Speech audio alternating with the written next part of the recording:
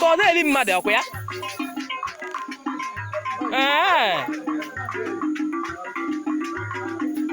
mana ụgbọ akịtị unu bụ ka unu si aga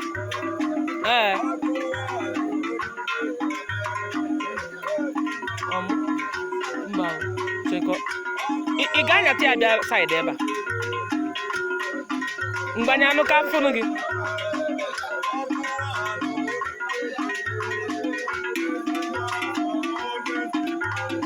wow wow Ugwen is sweet though. I don't feel like going back.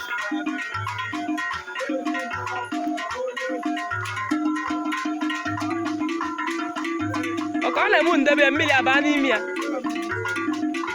Okay, I could see her before Agaba.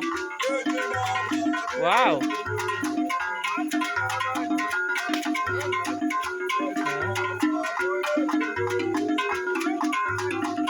It's a very nice experience.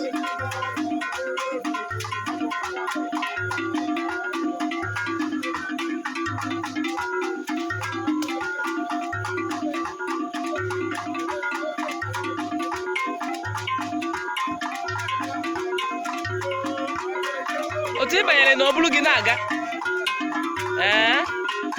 so kezi mgbe ị ga-eji ya iji n'aka wee na-akwọ ya wow interesting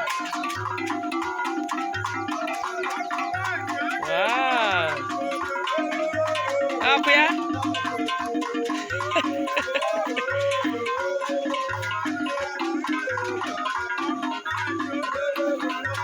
so ị na-aligokwa bido atọ ị hapụgo anyị nabazi anụ ebe na-eje dị very far ngwanụ ba abaghị o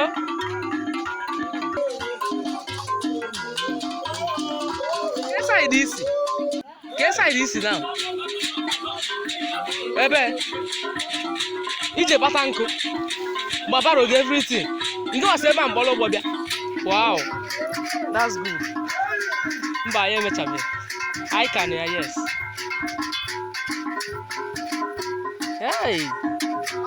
Ma kwa ngwa kita na bon kaya mu aya mu gosi mi fon boya kwa.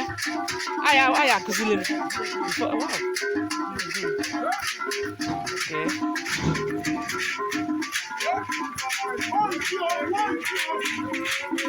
Hey.